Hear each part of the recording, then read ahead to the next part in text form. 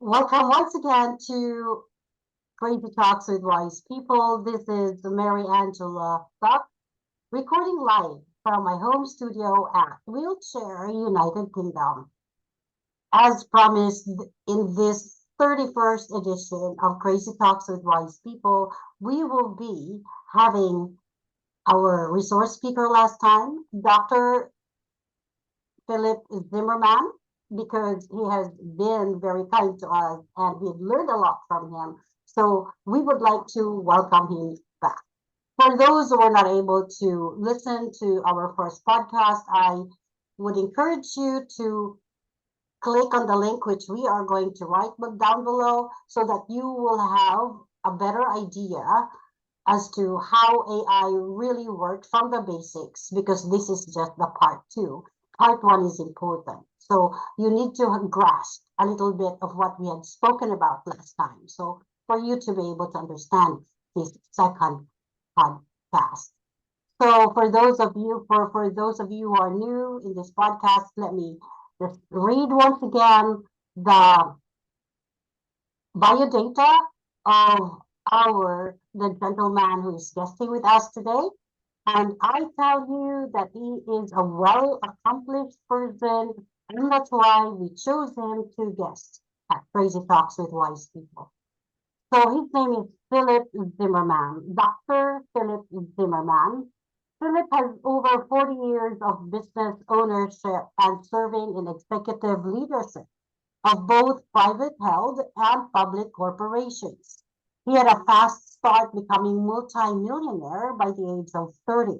His visionary gift has proven successful in a number of different market sectors, including engineering, environmental consulting, software development, secondary education, franchising, business consulting, and coaching. Philip has advanced degrees in engineering and theological studies, as well as doctorate in organizational leadership.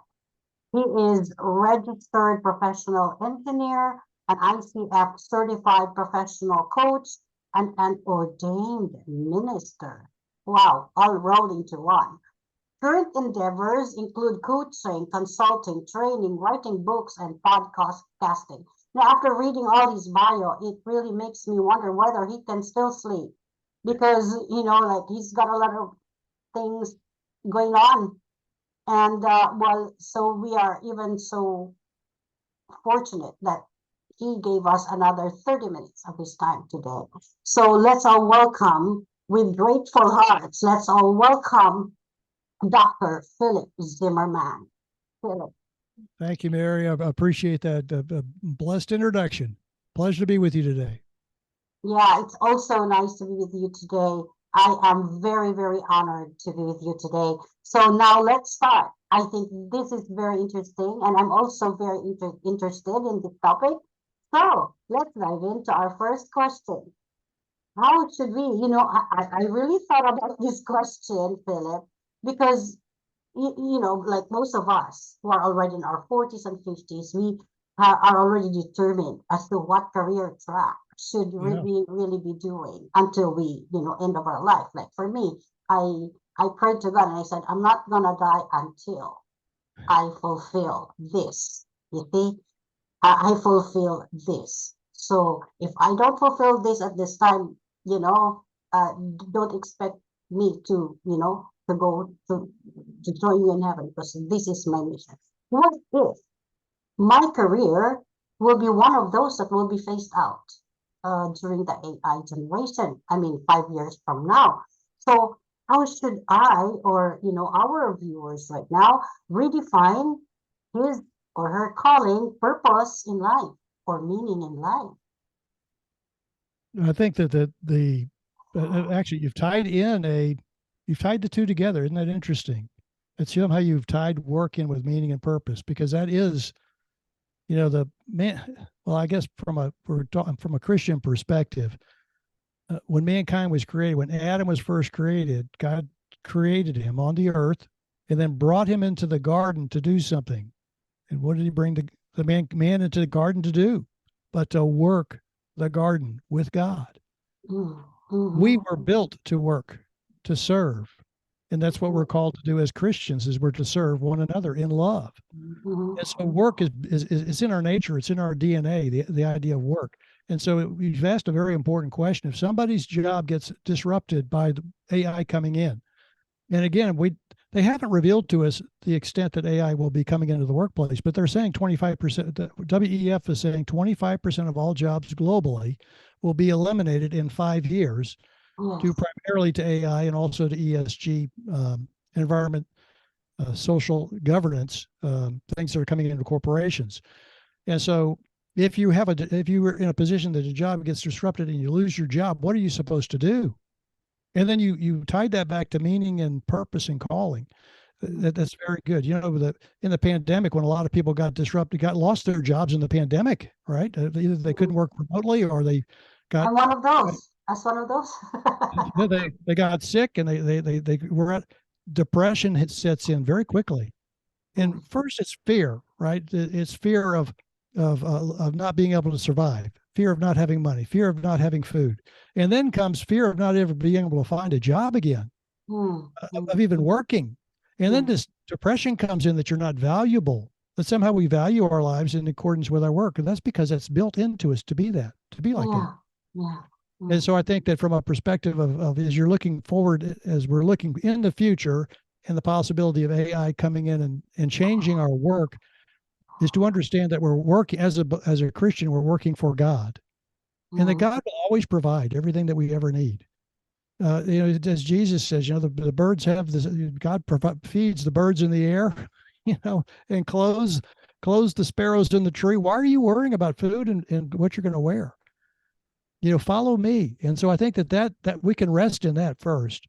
Then second is that we have talents that we don't yet know how will be utilized in the AI generation, and that may be part of what's occurring, is global disruption for just that purpose, to get a lot of people depressed, a lot of people anxious, to cause a lot of confusion. Now the corporations are going to be implementing this aren't thinking that. They're just mm, thinking, oh man, what a way to save all this money. And these machines work 24/7, and they can think.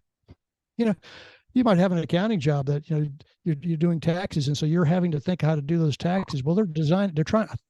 I don't know this for a fact, but a sentient machine would be able to do exactly what you're doing if they had the same paperwork that you had, and yeah. to be able to make the same. And so suddenly you're thinking you're safe because, oh, you're in a job that thinks. Oh no, that's what the whole purpose of this AI development is machines that think 24/7, 7 days a week, no vacation, no sick pay.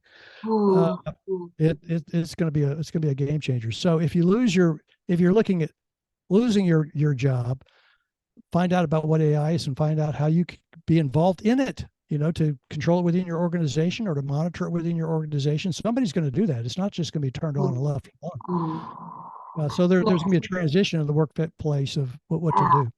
The reason why I ask this is because we have a lot of friends who are teachers who are, classroom teachers.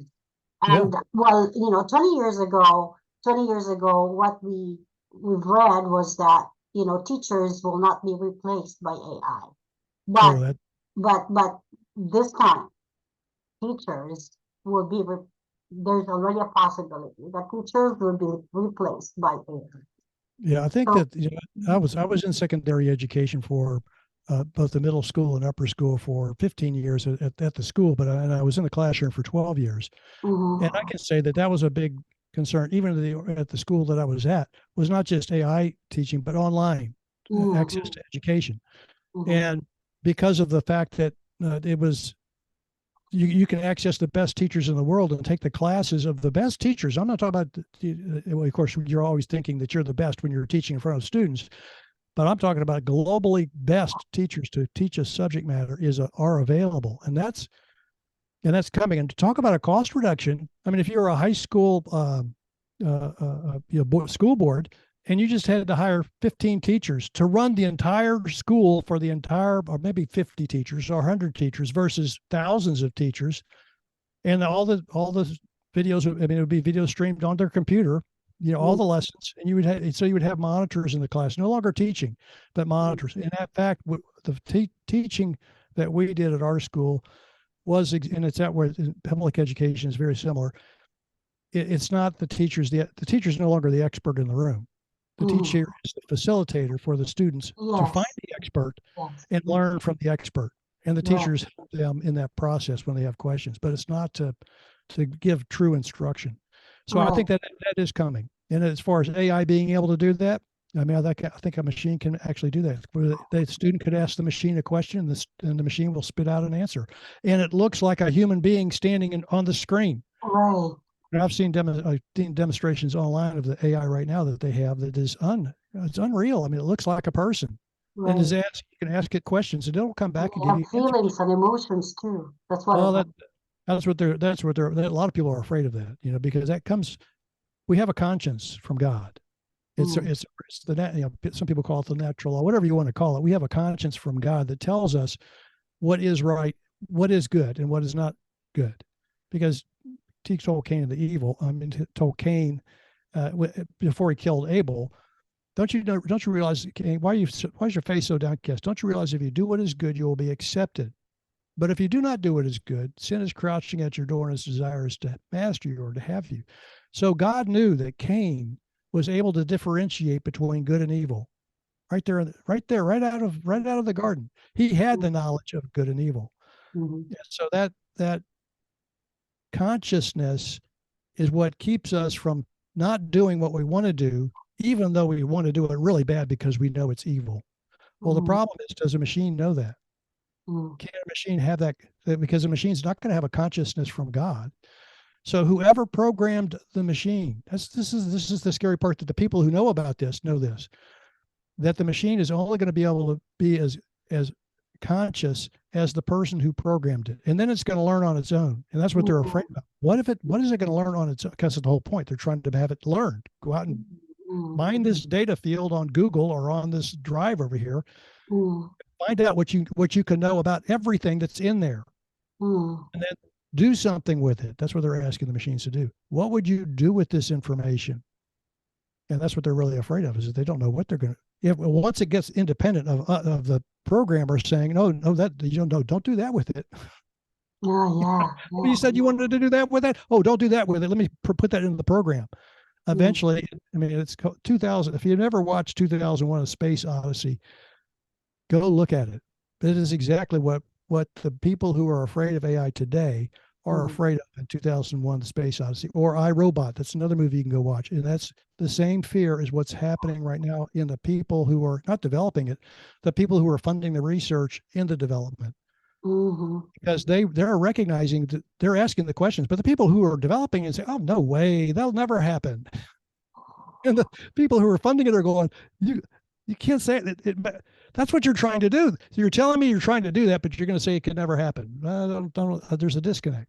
So mm, I got off topic, but that was in regards to education, that this whole AI could totally, I mean, if the school boards wanted to do it, but the teachers union and the voting base of the teachers mm, union is so strong, it mm. may not be able to happen.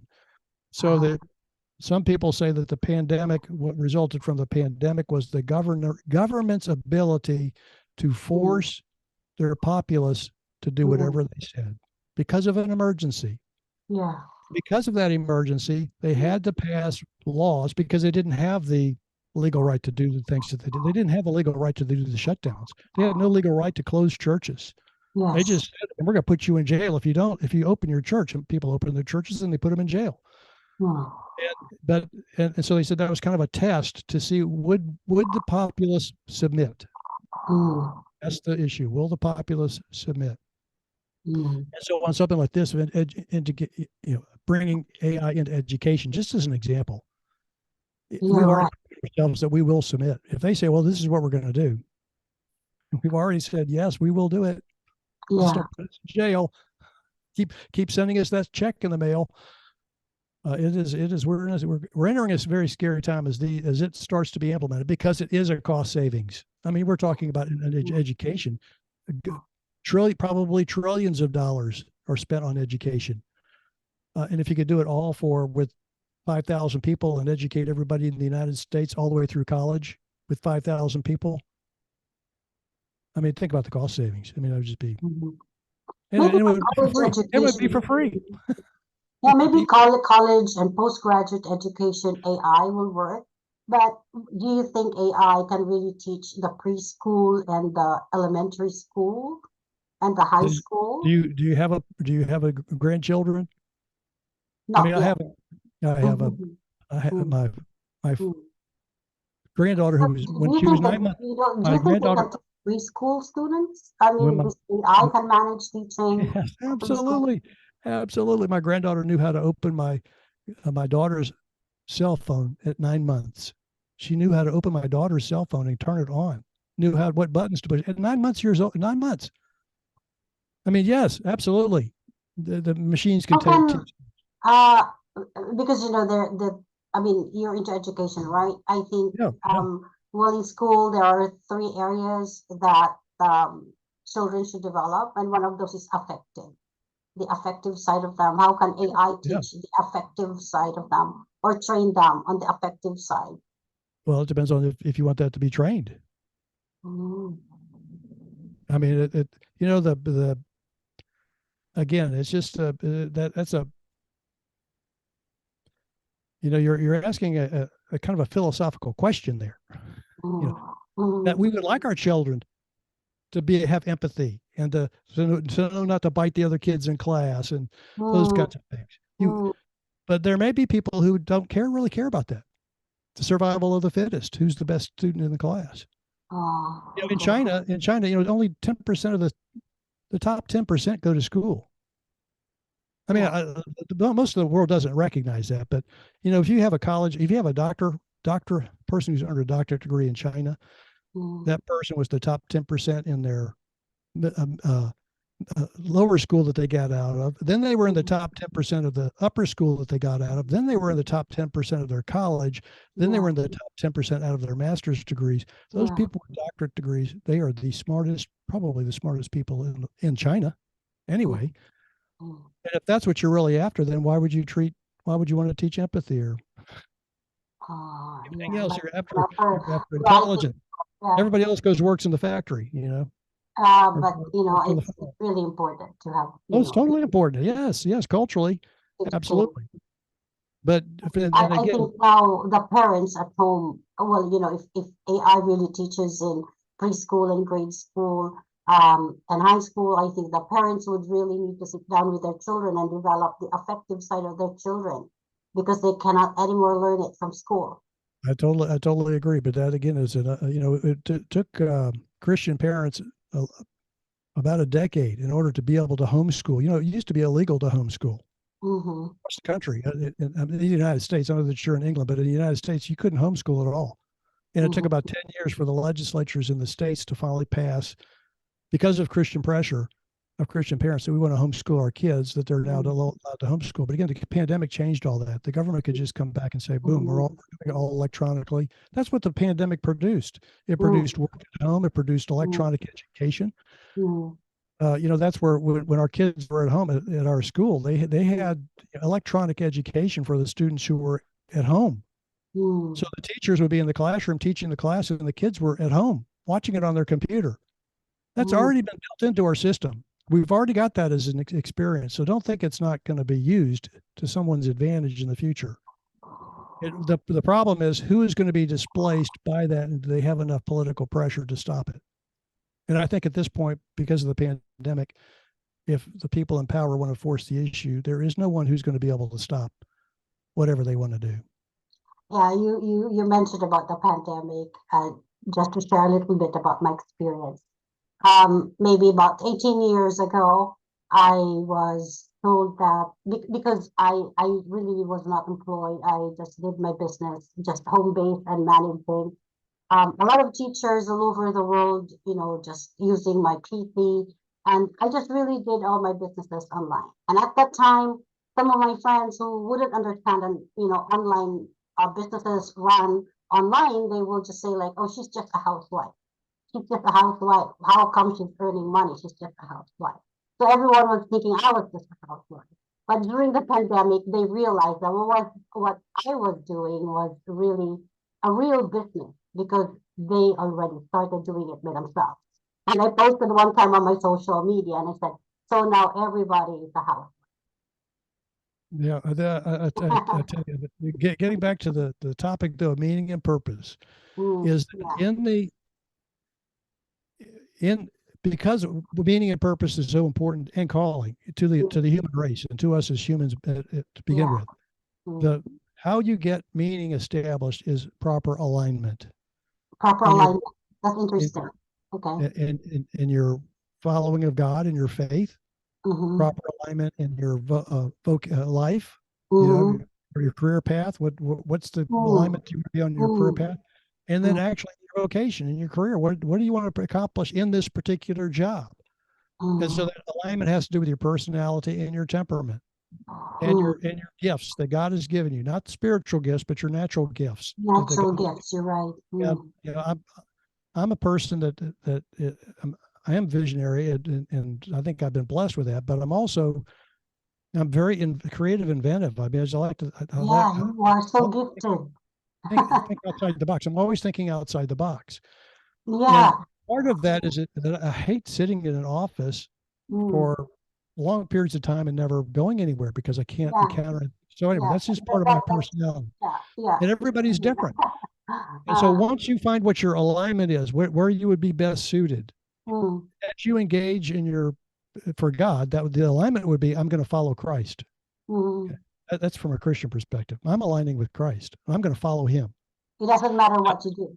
Yeah, and so then what's the next thing? So then that's going to give your life meaning because you are actually following Christ, and Mm-hmm. your life is being changed every day that we follow. It's the sanctification process. Mm-hmm. But in the work environment, and I'm going to put the life in the middle because that's.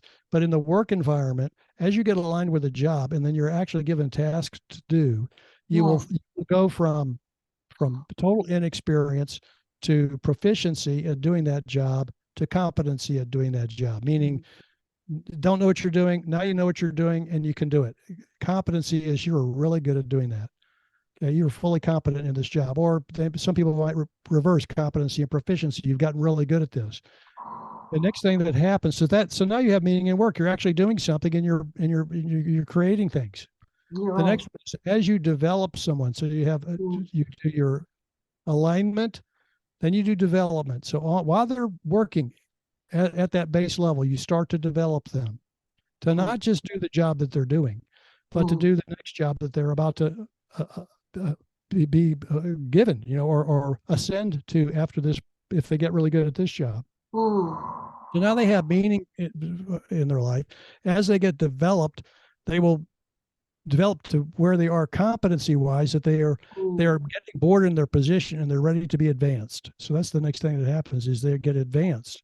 mhm. So that provides this advancement into a new position, and that development also creates purpose because Mm, as they get developed, they've gone from learning how to do something to knowing how to do something. Then when they're getting that further development, they're figuring out new ways to do it because they used to they first they'd ask the question, why am I doing it? Now they know why they're doing it, and now they're also saying, well, what other way could I do the same thing?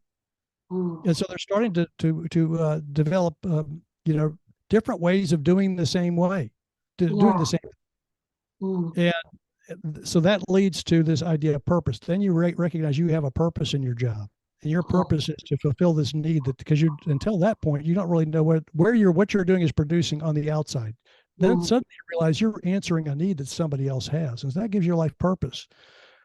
And then as you continue doing that, you go from you know, a beginner to being excellent in your position and then toward mastery. That's where you're heading toward is toward mastery. Once you get to be a mastery at what you do, then mm, you start to invent things, mm, innovate things. That's where mm. innovation comes. Yes. That's where you start to say, I'm not only, why are we doing this even, why are we even doing this?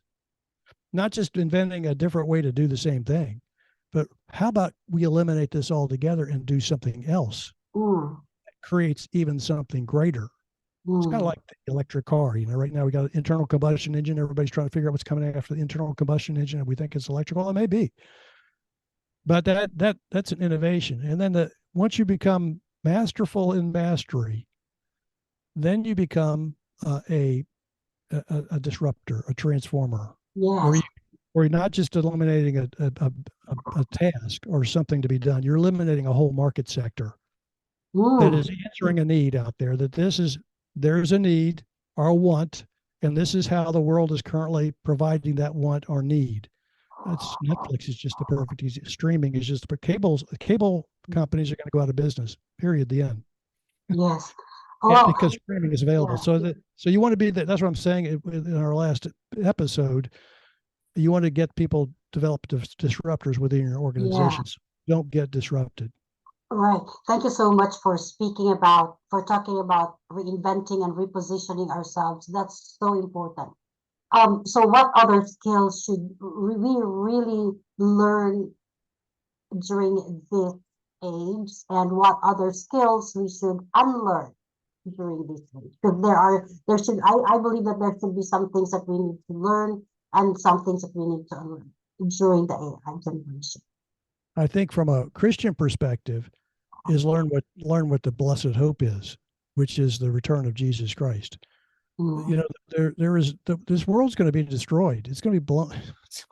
Well, it's going to go through a rough period when Jesus comes to judge the earth. And so, if you're holding on to anything in this world, let go of it and follow Christ. Now, in regards to your work or your position, it's the same thing. Work in your whatever you're finding to do. How can you benefit people by what it is that you're doing? And take yourself out of the equation. Yes, of course, you're going to have to do it because you want to make money so that you can survive, so you can pay rent or your mortgage or buy food for the table. Yeah, so you're going to, Paul says, look, if you don't work, you don't eat. So, but in your work, focus your work on the serving of people. That's it. How could you best serve people, not machines? Because machines don't need, well, machines need electricity, but they don't need you. Yeah. But people, it goes back to what you were saying, what you want to teach the preschoolers. That's what everybody needs, no matter how old we are. We need people to be compassionate. We need people to be empathetic for what we are experiencing. And we as believers are the best prepared people who can actually do that to a hurt and dying world who have no hope. They think this is it. They think they live and they die, and they're not really sure where they go after that. Or they think they live and they die and that's it. How hopeless is that? I mean, when you look around what's happening in the world, and we have the greatest hope ever. We're never going to die. We have eternal life already. And as we share that love that God has for us, that he's freely given us with them, it may not change them. It may not bring them to Christ. It may not bring them with a yearning to go after God, but it will bring comfort into their life. Absolutely bring comfort into their life. Or the opposite is that once they find out the reason why you're doing this, or it's not the reason why you're doing this, it's who you are. That's why you're doing this. It's not because you're a Christian. It's not because you believe in Jesus that you're doing this and you're forced to do this. It's because you are acting as Jesus acted and is. He is love, right? So you're just acting who you are. And once they realize that, then of course they'll hate you and persecute you. But until that point, along the way, you're gonna influence a lot of different people. So I would say, as you're looking forward to what it is that you're gonna, where can I do next? Where can I find meaning and purpose? It's in following Christ. It's in following Christ. Yes. Yeah. How do we use AI ethically? I think that AI. Well, that's a. I'm not really sure if that. I'm not really sure if we're going to have that opportunity to make that decision. I don't think, in other words, I think that if you had the opportunity to buy a sentient robot, for example, say in 10 years, you could buy a sentient robot that had a conscious. I think the thing. I'll give you another example. We go to this one. Elon Musk is working on a brain implant. Have you heard about? Have you seen that? I watched his interview one time. He's working on this thing where they stick something the size of a quarter in your brain with over 1,000 wires going into your brain. Right, you're right. Yeah. He says it increases your memory. I'm not sure by 200%. The speed of your ability to do things by 100. They're thinking 1,000%. Warp speed difference in processing in your brain through this little chip they're going to put in people's head. And he's working on that. I mean, and that's his desire, is that he wants to be the person who has the next evolution of mankind, which is mankind being joined with the machine. I think that's where you have to draw the line. Isn't it scary? A I think little that's bit where you have to draw the scary. line. It is, and it's like I said, there's YouTube videos out on and him talking about it, Like him a demonstrating the technology. Frankenstein human being or something. Oh yeah, no, and he's his desire is that he would be able to do that because he thinks it's going to be an improvement for humanity, and it's being introduced to solve neurological problems. In other words, if you can make a, a person with Parkinson's no longer feel any of the symptoms of Parkinson's, wouldn't you appreciate that? Well, that's what he's working on.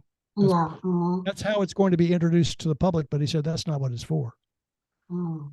That's how it's going to get in. But he said that's not what it's for. What it's for is to increase thinking ability, processing speed. And he said, here's the reality. And so the person who was interviewing him said, well, how long are you talking about this happening? This was recorded last year in 2021 or 2022. He said, well, 5 years. And he goes, no, are you kidding me? This is going to be ready to go in 5 years? He said, yes, of course it's going to be ready to go in 5 years. He said, well, okay, so like so he said, okay, let me give you the example. You're working and the person next to you has this chip in their head and you don't.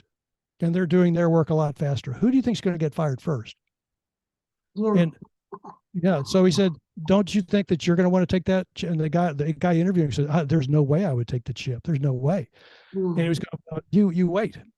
If you don't take the chip, you're not going to work because you're going to be connected right into the machine. That's the whole point. That's what he was even saying is you're going to be connected right into the computer. You're going to become part of the computer. My laptop that's sitting in front of me, I'd have this chip in my head and it's connected by Bluetooth. Wow. And so I think, and my machine starts doing what I'm thinking. That's what he's working on. He's trying to connect us to the machines. That would be Star Trek, the Borg episodes on Star Trek. I mean, all this stuff is science fiction 30 years ago. It is now reality. It is now. I've read that even, AI, I remember Talos, was that, Talos in the Greek mythology? Yeah. Oh yeah. Yeah. I I think think that's a sort of an AI. the what they're working also, we're radiating electromagnetic energy. And they say that when a person dies, they actually lose weight. There's something that loses their weight. But they say in our consciousness is actually an emergence from the brain of electromagnetic energy, where the decisions actually aren't being made in our brain. They have, I guess, Yeah. they take images of all this stuff. That out of your brain emerges this thing where this decision is being made. That they have developed machines to capture whatever that is and to decode it and then to input into that consciousness right here. So you don't even have to be hooked up to the machine. You just be by the computer and it knows what you're thinking. That's the idea. They're trying to find out, can they figure out what you're thinking just by being around you? Yeah. Well, it's really quite astonishing. But speaking about electromagnetic, we have some machines here that where we just don't take any more medications orally.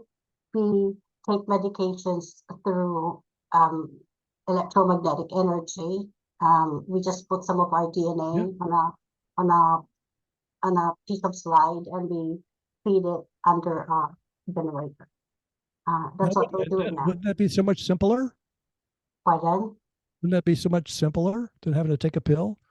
I mean, all this stuff is being introduced as, it's just going to simplify things. Yeah, we don't anymore take pills. We just receive vitamins and some of our medications through, that's what you call right equipment. Yeah. Electromagnetic. Sounds good. You just walk, you walk through your door. You walk through your door, you're taking your vitamins for the day. Yes.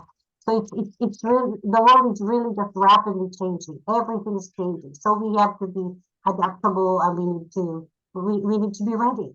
We only have 2 minutes more to go. Thank you so much. Oh my goodness, I enjoyed this conversation and I know that you enjoyed this too. Thank you so much, Dr.